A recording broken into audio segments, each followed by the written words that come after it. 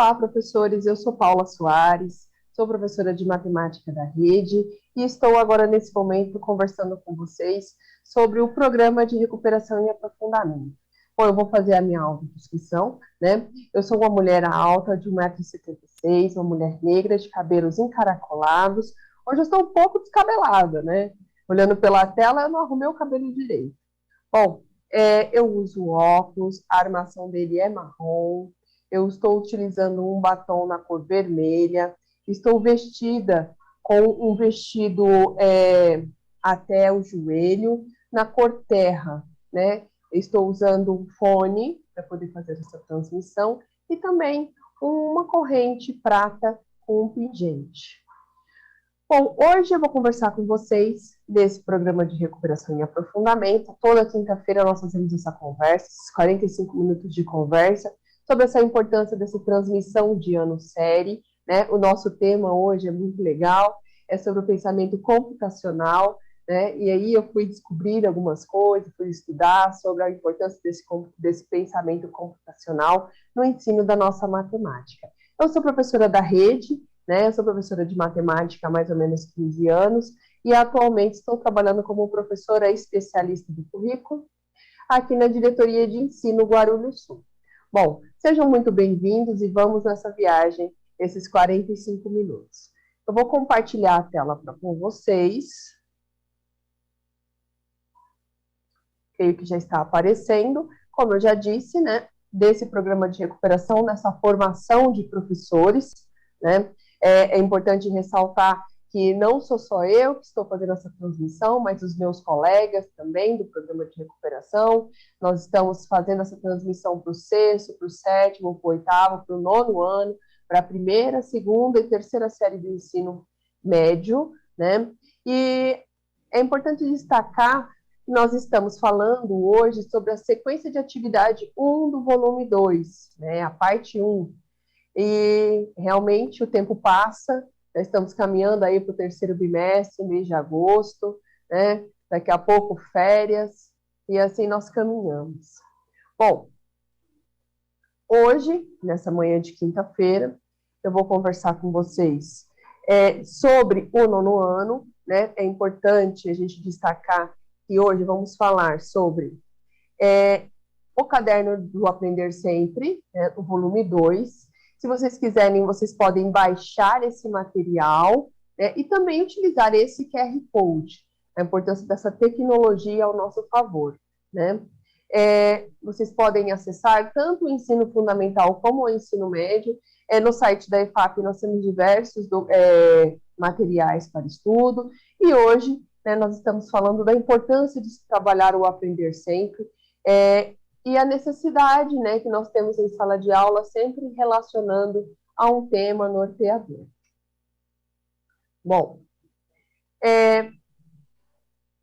nesse momento de ATPC, nesse comecinho, a gente, de praxe, a gente sempre traz como está acontecendo esse programa, né? Esse programa, ele é dividido em ATPCs. Esses ATPCs, na semana A, tem uma gravação no Centro de Mídias que vai falar sobre a transmissão de etapa, que são 45 minutos, e o desdobramento dessa pauta.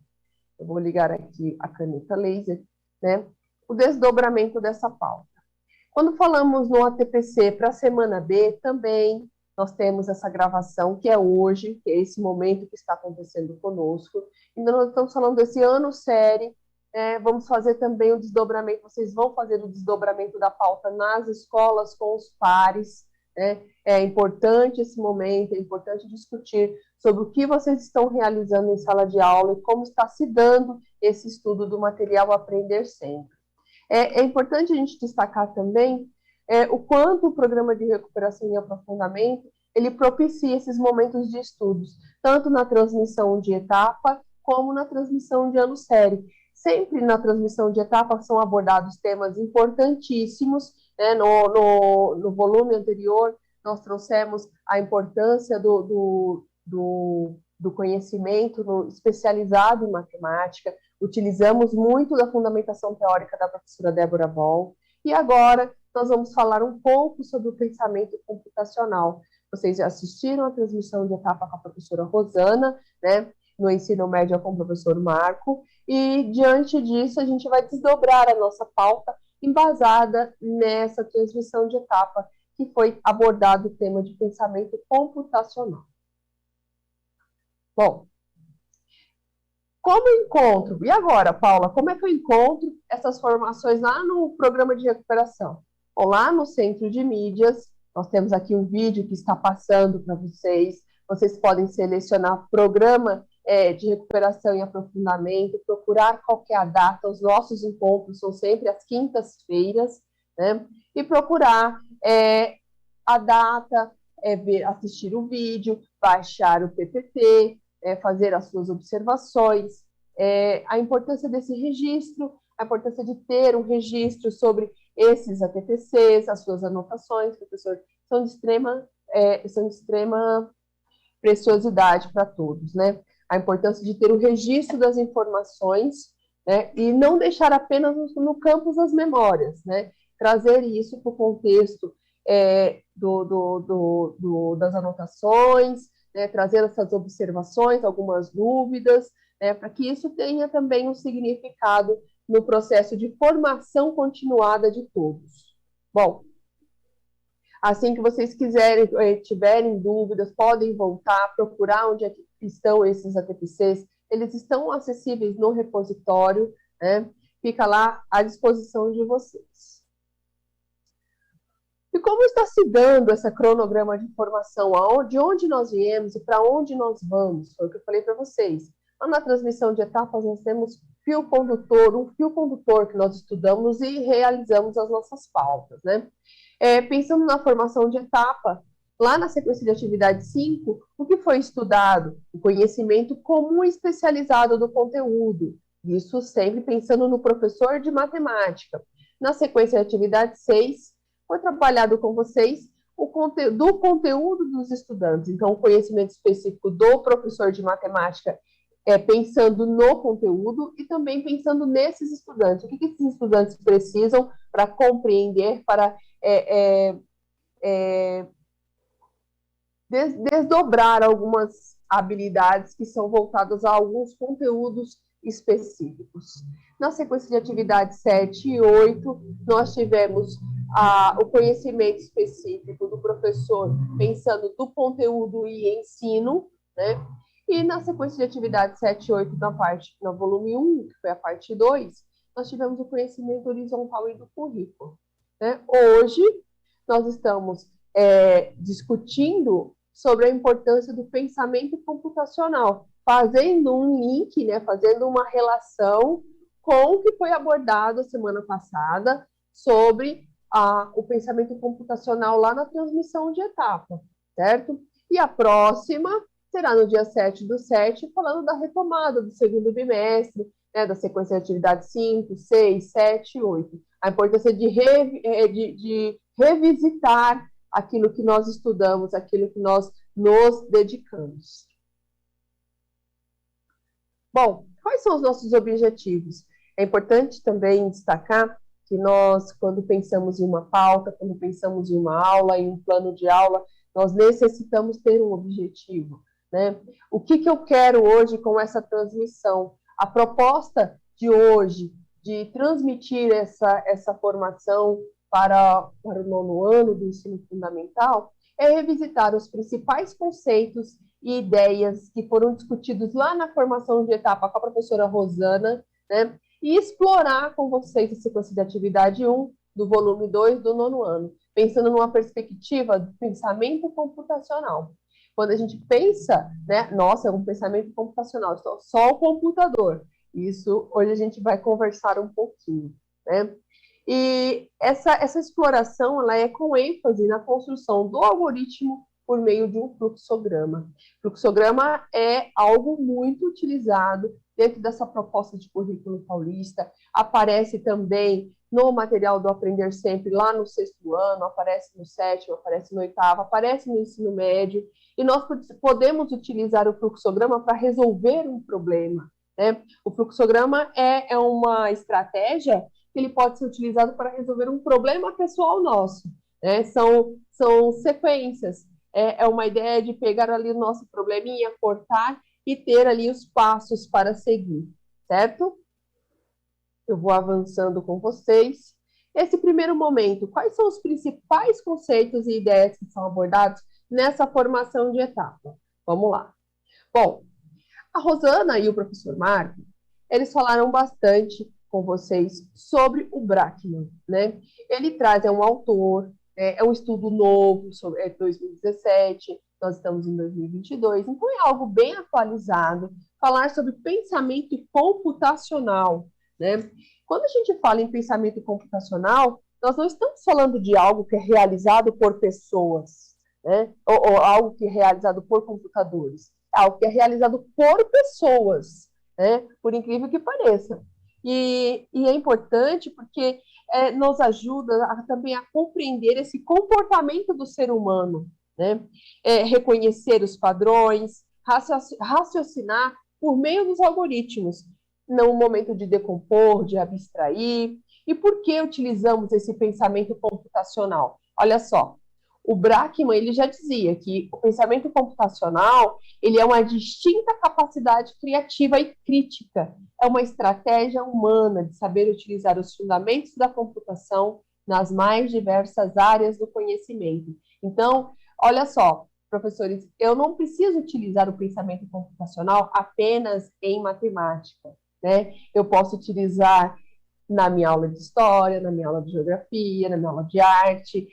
Eu estava vendo um material, né, dos anos iniciais de tecnologia e vi muito do pensamento computacional. O quanto nós precisamos também beber em outras fontes, né? Nós temos ali os anos iniciais com rico material também do Aprender Sempre, e que traz muitas sugestões de atividade. A nossa rede tem um rico material que nós podemos a todo momento reabastecer as nossas ideias com essas leituras, né? E o intuito desse pensamento computacional é identificar e resolver problemas de forma colaborativa, né? Em forma que eu consiga quebrar este problema, porque se ele é um problema complexo, ele não vai ter uma solução imediata. Então, eu posso precisar de ajudas, né?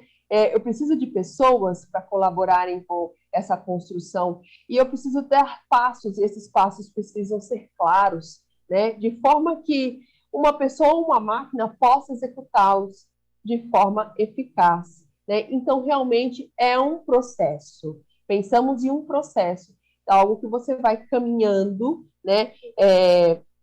A passos, e esses passos precisam ser claros para que possamos concluir o nosso produto. Bom,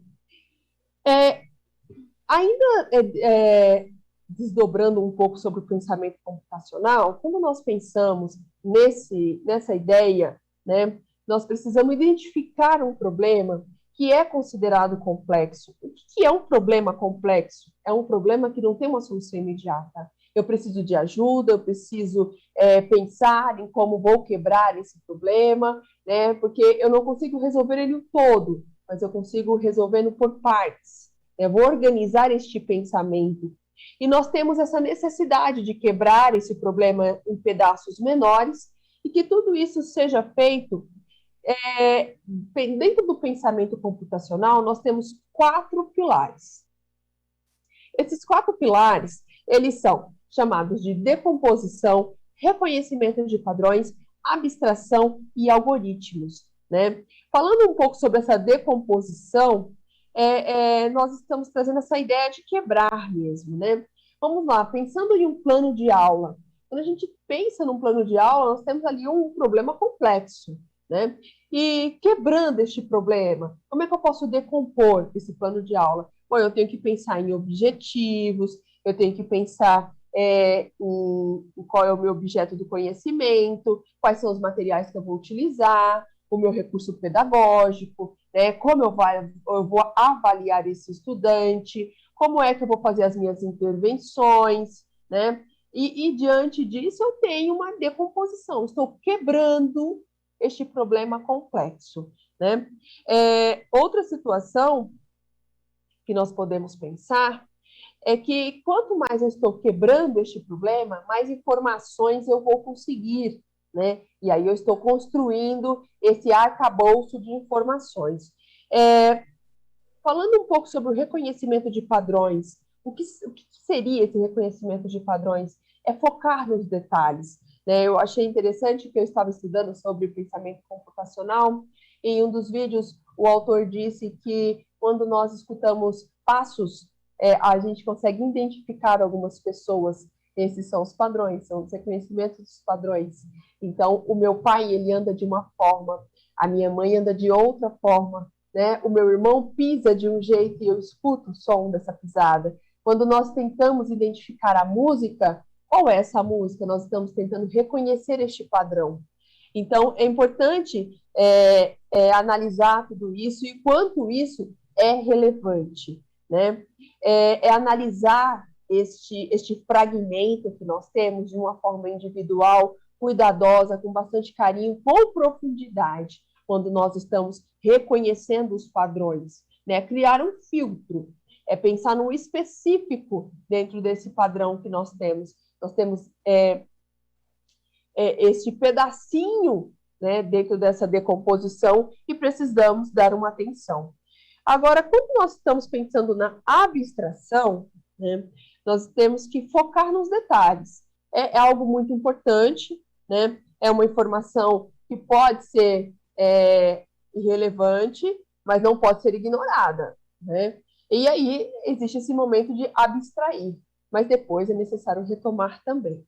Bom, pensando, é lógico, né? Ali dentro de uma regra, dentro de um passo, dentro desse fragmento que nós já estamos estudando.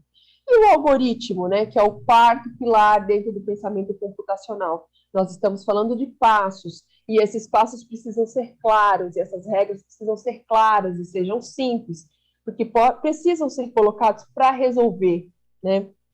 Diante de tudo isso, me perdoe, mas o tempo está bem seco, eu vou tomar uma água porque... Desculpa. Bom, vamos lá. Pensando nessa linha do pensamento computacional, a BNCC ela traz uma discussão muito rica sobre o pensamento computacional.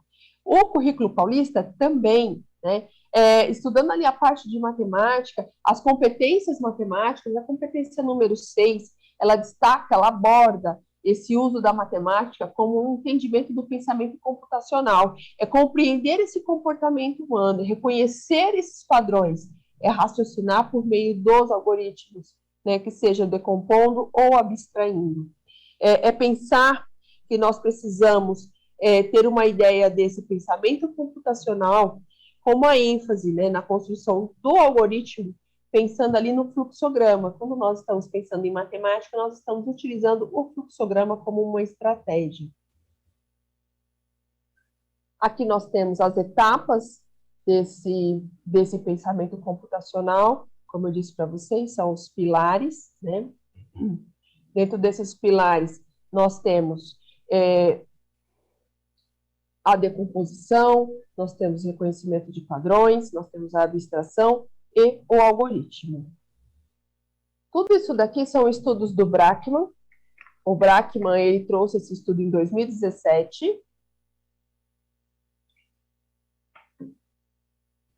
E essa é uma proposta muito interessante para a gente estudar. A professora Rosana e o professor Marco trouxeram na formação de etapa, né? E é bem legal de estudar isso envolvendo o ensino da matemática. Bom, vou avançar com vocês.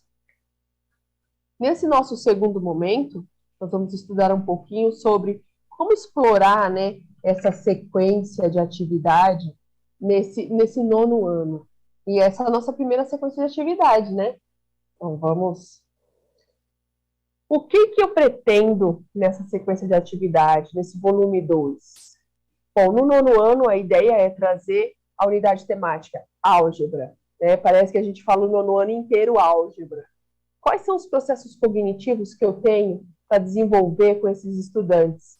Resolver e elaborar, né? É importante destacar que nós conseguimos resolver quando nós conseguimos identificar, compreender, né? É uma escada, nós precisamos entender essa progressão, a importância dessa maturidade, né? de construir com esse estudante o momento em que ele consegue identificar qual que é a proposta, o momento em que ele consegue compreender o que é tudo isso e caminha para essa resolução. Bom, dentro da unidade temática álgebra, no 9º ano, nós temos duas habilidades que sustentam o nosso estudo, né, da sequência de atividade. Quais são essas habilidades? Uma é do 7º ano e outra do 8º ano. As duas trazem como processo cognitivo a resolução e a elaboração. A ideia é que, em uma situação problema, nós consigamos envolver a variação de proporcionalidade direta e inversa entre duas grandezas. A proposta utiliza de uma sentença algébrica para expressar essa relação que existe entre elas, né? E a outra habilidade, ela envolve as grandezas diretamente e inversamente proporcionais por meio de estratégias variáveis. O objeto do conhecimento, como já ficou bem evidente, são situações, problemas que envolvem as grandezas diretamente proporcionais e grandezas inversamente proporcionais. É lógico, está tendo uma discussão sobre a variação de grandezas, né, que estão diretamente proporcionais inversamente ou não proporcionais. Tudo isso está contido no caderno do Aprender Sempre. Qual é a temática, qual é o panorama das nossas aulas dessa sequência de atividade 1? Bom, na aula 1 e 2, nós estamos comparando as grandezas. Então, os exercícios da aula 1 e 2, eles atendem essa proposta de comparar as grandezas, né? Aula 3 e 4, a proposta é identificar essas grandezas direta ou inversamente proporcional. Aula 5 e 6, nós iremos apropriar dessa razão e da proporção. Aula 7 e 8, iremos resolver essas variações de grandeza. Percebam que eu sempre falo isso toda quinta-feira, né? A cada 15 dias. Mas quando nós temos a aula 1 e 2, a proposta de comparar grandezas, percebam quanto nós estamos aprofundando no estudo de grandezas, né? E quando nós falamos em grandezas, nós temos diversos objetos da matemática por trás desse contexto, né? E isso é muito importante de explorar com os nossos estudantes. Então, nós estamos começamos comparando as grandezas e terminamos resolvendo essas variações. Quais são os objetivos? Foi o que eu falei lá no começo da nossa pauta. Quando eu penso em objetivos, quando eu penso em construir algo, eu preciso pensar em um objetivo. O objetivo da aula 1 e 2 é comparar as grandezas, né? É retomar a ideia principal de proporcionalidade de razão. O que está por trás da razão? Né? O que está por trás dessa proporcionalidade? Quais são as operações matemáticas que eu consigo utilizar pensando em proporcionalidade? Aula 3 e 4, a proposta é comparar as duas grandezas e identificar se elas são diretamente proporcionais ou inversamente. E retomar também as propriedades da proporção.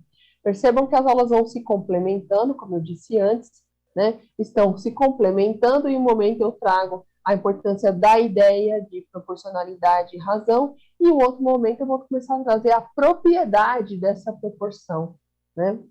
E é lógico, valorizando sempre aqueles conhecimentos prévios dos estudantes.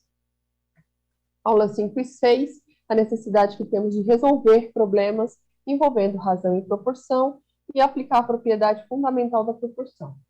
Aula 7 e 8, é necessário que possamos resolver situações, né, envolvendo a variação de grandeza diretamente e inversamente proporcionais.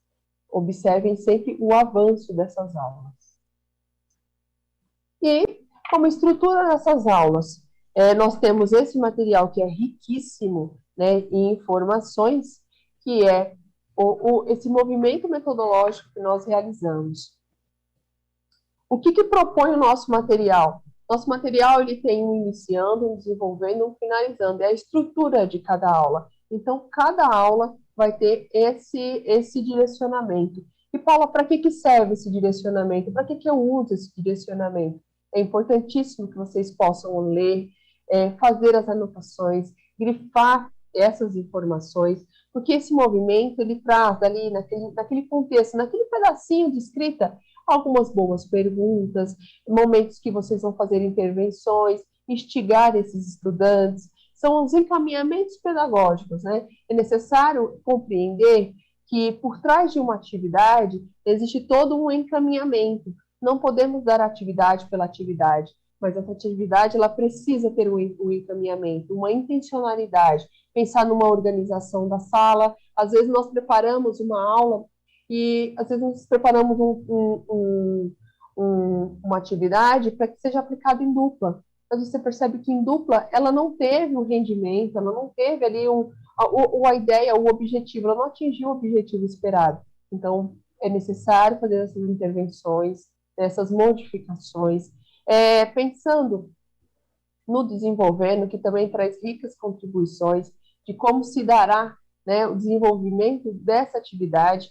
E, por fim, a síntese, né, que é finalizar a proposta, é trazer um mapa mental, é fazer retomadas, é fazer links com as atividades anteriores. Bom, eu sou suspeita a falar desse material, porque eu acho muito interessante, principalmente essa ideia, né, de embasar o contexto dentro da matemática, onde eu devo fazer boas perguntas, quais são as perguntas que você me indica, né? Perguntas abertas, perguntas que eu possa argumentar, que os estudantes possam argumentar, não que eles respondam sim ou não, mas que eles possam, que essas perguntas possam mobilizar os saberes desses estudantes. Bom, como sugestão, nós trouxemos a análise da aula 3 e 4, né? A proposta desse exercício é que os estudantes, né, identifiquem cada caso se as grandezas são diretamente proporcionais ou inversamente proporcionais. E é necessário justificar, né? Pensando aqui no currículo que nós temos, o currículo paulista, nós temos a competência da matemática que precisamos justificar as nossas escolhas, a importância dessa argumentação em matemática. Então, por que na letra A, a velocidade média do carro é a distância percorrida em determinado tempo? O que nós podemos trazer como boas perguntas diante dessa situação? Como construir isso com os nossos estudantes? Como nós podemos pensar também em uso de aparelho eletrônico de uma residência? Qual o consumo de energia? Né? Pensando também na gasolina, você percorre um percurso, quanto você gasta de gasolina, se você for em tal velocidade, se você aumentar essa velocidade, se você diminuir essa velocidade, quais são as variáveis que estão por trás dessa discussão. Então, esse é um tema que eu particularmente gosto muito no nono ano, que são grandezas, e eu acho que é muito rica, porque a gente pode fazer uma discussão bem bacana e também fazer uma integração com as outras áreas do conhecimento, né? Porque você já pode pensar em discutir isso com os colegas, professores, e isso é muito rico, tanto para esse momento de desdobramento que vocês terão em breve, como para o momento da sala de aula. Bom, essa atividade eu particularmente sou suspeita, mas eu adorei, porque ela traz bem essa identificação do que são essas grandezas. Por que é uma grandeza diretamente proporcional? Né? Qual que é a ideia dessa grandeza? E quais são os outros exemplos que eu posso utilizar? Posso usar exemplos de cotidiano, exemplos de casa, né? Situações bem assim, envolvendo receitas de bolo, alguma comida. Então, é muito interessante discutir sobre isso.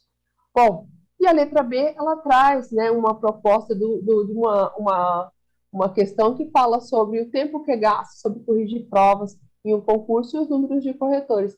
E essa discussão, por que uma é grandeza diretamente proporcional e a outra é grandeza inversamente proporcional? Quais são as diferenças? O que eu tenho por trás dessas variáveis, dessas escritas, né? Quais são os conceitos que estão por trás dessas duas situações?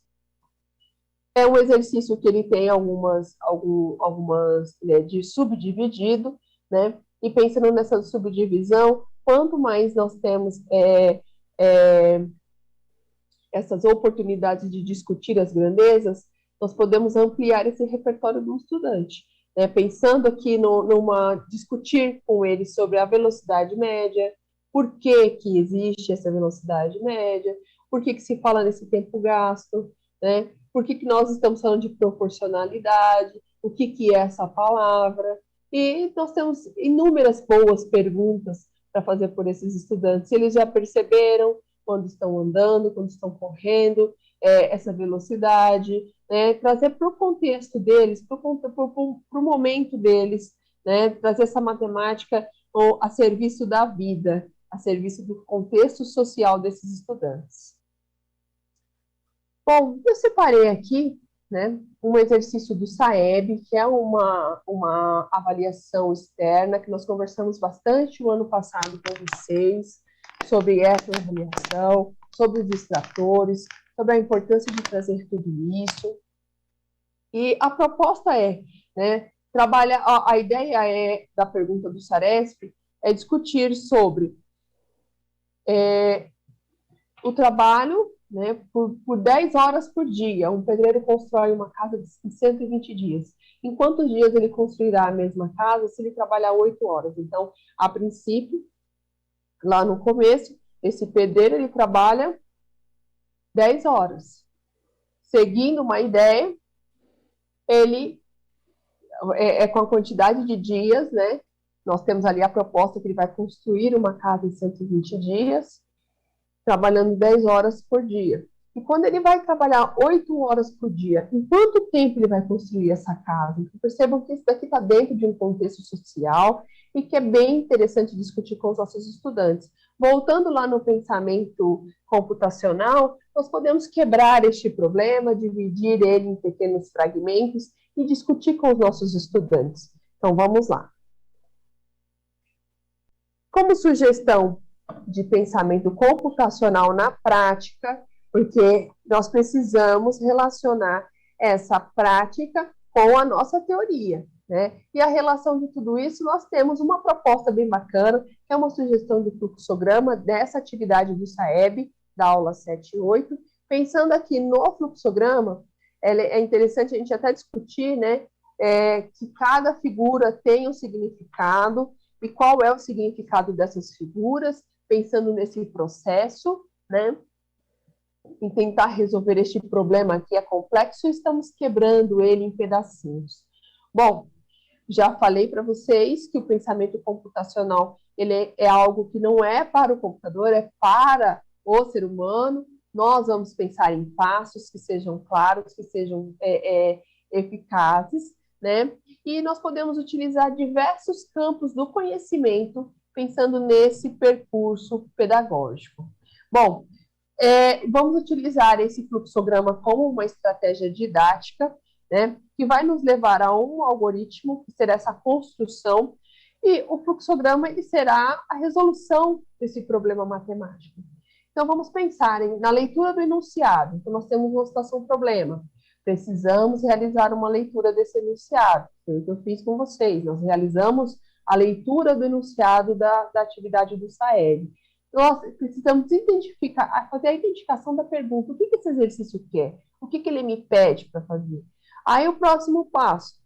Nós vamos começar a coletar dados. Lembra que eu falei? O pedreiro trabalha 10 horas por dia, ele está construindo a casa em 120 dias. E agora que ele vai trabalhar 8 horas por dia? Em quantos dias ele vai construir essa casa? Pensar nessa estratégia para resolver. Eu consigo realizar uma estratégia para resolução?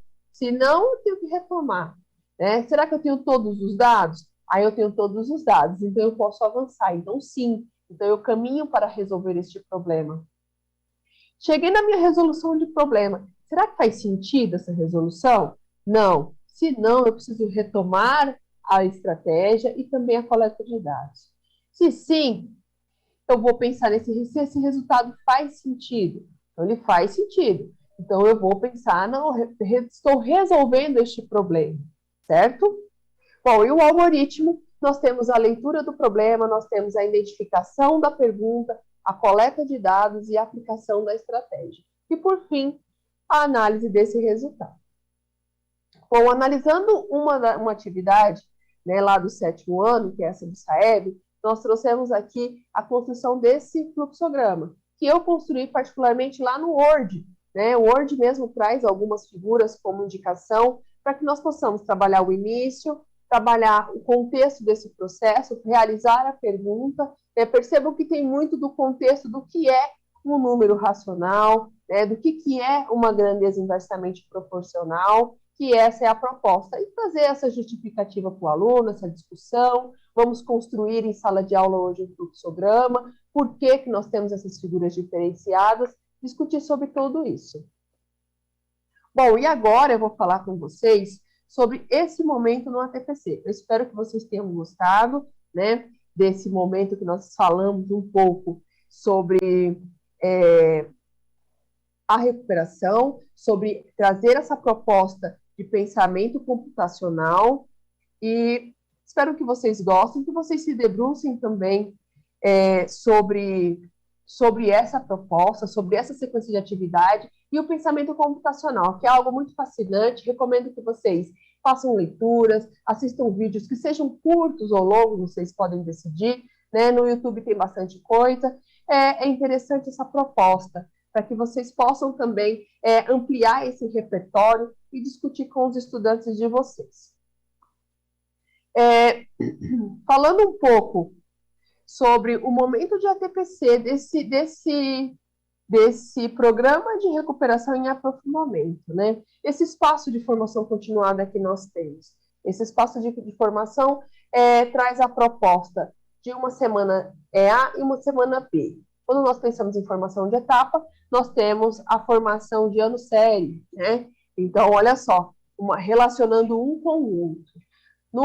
Pensando na formação de etapa, nós temos o início do planejamento, pensando nesse desenvolvimento da sequência de atividade. Então, o que nós precisamos fazer? Nós precisamos acessar e ler as atividades que envolvem a sequência de atividade, nós precisamos elencar o conteúdo matemático com a referência que será elaborado no planejamento, nós precisamos escolher as atividades que desenvolvam, né, de forma objetiva, adequar as ideias do pensamento computacional e suas etapas na elaboração do planejamento, né, no desenvolvimento da sequência de atividade. Nós precisamos também iniciar o esboço do planejamento, né, conforme é sugerido e conforme foi sugerido também nessa formação, trazendo ali o pensamento computacional como uma base, como um fio condutor para o desenvolvimento das nossas sequências de atividades. E a formação de ano sério, na semana B, nós entendemos como um término do planejamento. Então, lá na formação de etapa vocês iniciaram e agora na formação de ano sério vocês vão finalizar, buscando os registros que já foram iniciados na semana A, né, trazendo o desenvolvimento, a importância de discutir com esses pares e registrar esses encaminhamentos, trazer o conteúdo que é utilizado em matemática dentro da recuperação, quais são as estratégias metodológicas que vocês estão utilizando, né, e que é necessário para desenvolver esses instrumentos avaliativos. Também pensando em agregar o mais elementos possíveis no planejamento. Bom, como sugestão de leitura, né, nós trouxemos para vocês, nós sempre trazemos alguma sugestão de leitura, né, o que é o pensamento computacional, é o Almanaque para a Popularização da Ciência. Eu assisti também alguns vídeos sobre a importância do pensamento computacional, tem um material dos anos iniciais, que fala sobre tecnologia, é bem bacana, né? Nós recomendamos essas leituras para vocês, para que vocês possam também se debruçar nesse momento de desdobramento, que é um momento de estudo, um momento de formação continuada que os professores têm, né, nesses ATPCs, para que possamos aumentar esse repertório e também discutir com esses estudantes a importância do pensamento computacional no ensino da matemática.